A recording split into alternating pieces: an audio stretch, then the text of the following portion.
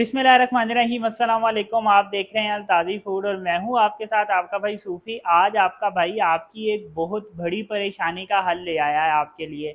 आपके अगर जोड़ों में दर्द है, पट्ठों में दर्द है, हड्डियां कमज़ोर हैं या आपकी नज़र कमज़ोर है, तो आज आपका भाई आपके लिए ऐसा ज़बरदस्त फार्मूला लेकर आ गया है कि आप इसे मज़े मज़े से खाएंगे और आपकी जोड़ों का दर्द, पट्ठों का दर्द, जो हड्डियां कमज़ोर हैं वो मज़बूत हो जाएंगी और अगर घर में किसी की नज़र कमज़ोर है तो वो भी ठीक हो जाएगी। आज मैं ऐसी ज़बरदस्त रेसिपी आपके लिए लेकर आया हूँ।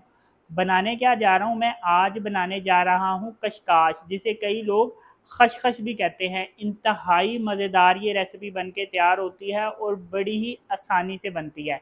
तो वीडियो शुरू करने से पहले आपसे रिक्वेस्ट है कि अगर आप मेरे चैनल पर नए हैं तो मेरे चैनल को सब्सक्राइब कर लें, क्योंकि आपका भाई लाता है आपके लिए रोज़ाना बड़ी ही मज़ेदार किस्म की रेसिपी। तो चलें फिर शुरू करते हैं।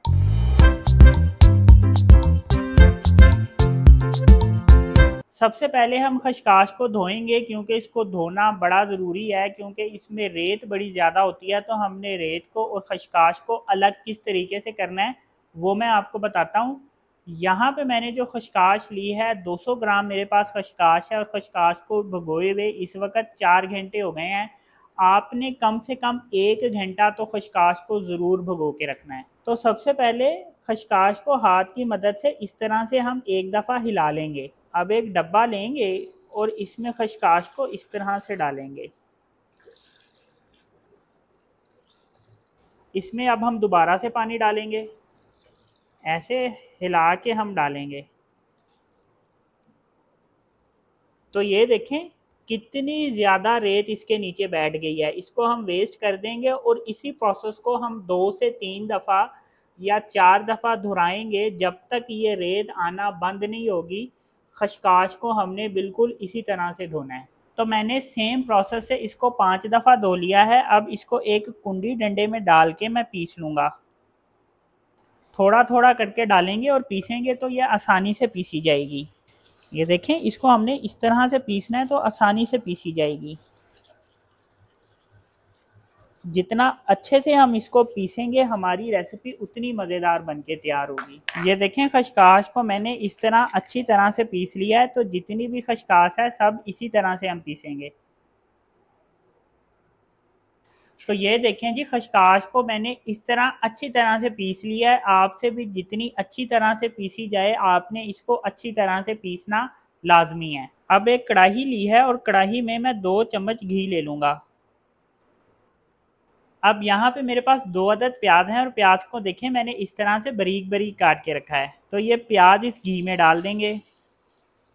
अब प्याज का कलर चेंज होने तक हम प्याज को ऑयल में फ्राई करेंगे। इसका कलर हमने बहुत ज़्यादा डार्क नहीं रखना, हल्का सा बस इसका कलर चेंज करना है। देखें, प्याज जब कुछ कुछ गोल्डन हो जाएगा तो क्या करना है कि इसमें 1 टेबलस्पून लहसुन अदरक का पेस्ट डाल देंगे। अब लहसुन अदरक के पेस्ट को घी में इतनी देर तक फ्राई करेंगे कि लहसुन अदरक का पेस्ट भी घी में ब्राउन हो जाएगा और इसके साथ ही हमारे प्याज भी ब्राउन हो जाएंगे। ये देखें, लहसुन अदरक का पेस्ट भी हल्का सा ब्राउन हो गया है। तो अब यहाँ पे मेरे पास कुछ मसाले हैं। 1/2 टीस्पून मैंने हल्दी ली है, 1 टीस्पून कश्मीरी लाल मिर्च है, 1 टीस्पून नमक है, 1 टीस्पून लाल मिर्च है, 1 टीस्पून धनिया पाउडर है और 1 टीस्पून कुटी हुई लाल मिर्च है। ये मसाले इसमें डाल देंगे। ये मसाले डाल के हल्का सा चम्मच फेरेंगे और साथ ही इसमें थोड़ा सा पानी डाल देंगे। पानी डालना फ़ौरन से बहुत ज़रूरी है। अगर हम फ़ौरन से पानी नहीं डालेंगे तो ये मसाले जल जाएंगे और अगर ये मसाले जल गए तो हमारी जो रेसिपी है उसका सारा टेस्ट ख़राब हो जाना है। इसलिए फ़ौरन से पानी डालना बहुत ज़रूरी है। अब यहाँ पे मेरे पास 2 टमाटर हैं और टमाटरों को भी मैंने बारीक बारीक काटा है। जिस तरह से प्याज काटा था उसी तरह से टमाटर भी बारीक बारीक काटे हैं। तो ये टमाटर भी इसमें डाल देंगे। टमाटर डालने के बाद अब यहाँ पे हमने मसाले की अच्छे तरीके से 2 मिनट तक भुनाई करनी है। 2 मिनट में ही टमाटर भी गल जाएंगे और मसाले की भुनाई भी हो जाएगी। ये देखें, मसाले की अच्छे तरीके से भुनाई हो गई है और टमाटर भी गल गए हैं। तो अब ये जो खशकाश मैंने पीस के रखी थी ये इसमें डाल देंगे। खशकाश डालने के बाद अब हम इसकी 5 मिनट तक अच्छे तरीके से भुनाई करेंगे। चम्मच हिलाते जाएंगे और इसकी इस तरीके से भुनाई करेंगे। ये देखें, भुनाई करते वक्त हमने इसमें चम्मच इस तरह से फेरना है। इस तरह से हम चम्मच फेरेंगे तो फिर खशकाश नीचे नहीं लगेगी। अगर हम इस तरह से चम्मच नहीं फेरेंगे तो फिर क्या होगा कि सारी खशकाश जो है वो पतीली के नीचे लग जाएगी। इसलिए इस तरह से आपने इसमें चम्मच फेरते रहना है। ये देखें, यहाँ पे मैंने इसकी 5 मिनट तक भुनाई मुकम्मल कर ली है। अब इसमें मैं 1 मग पानी डाल दूंगा। पानी डाल के चम्मच फेर के एक दफ़ा इसको इस तरह से मिक्स कर लेंगे।